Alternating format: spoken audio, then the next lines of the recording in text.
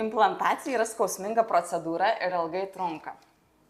Čia tikriausiai dažniausias mitas, ne, kad visi, tai tikriausiai skausminga ir iš tikrųjų pacientai klausosi tik tai blogų istorijų, bet to ir blogas istorijas visą laiką smagiau pasakoti.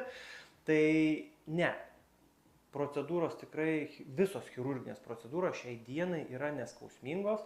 Pirmoji eilėje tai taikomas vietinis nuskausminimas, kuris taikomas ir dantų gydymo metu, tai implantacija visiškai neįsiskiria, taikomas tas pats gydymas, realiai netgi tie patys vaistai, tik tai gal dozės skirtingos, nes yra sudėtingesnės ilgesnės procedūros, o tiem, kas labai bijo, tai taikoma intraveninė sedacija, tai reiškia, tas kontroliuojamas miegas, nėra čia kažkokia tai ta sudėtinga narkozė, tai tiesiog ir neskausminga, ir galim pasirūpinti jūsų baimėm. Tai šitas mitas tikrai labai lengvai sugriaunamas, nes šiai dienai tikrai galim garantuoti, kad neskaudės. Ir klasikinė implantacija paprastoje situacijoje gali trukti apie 20 minučių, tai yra žymiai mažesnė intervencija negu paprastas danties pašalinimas. Tai tikrai drąsiai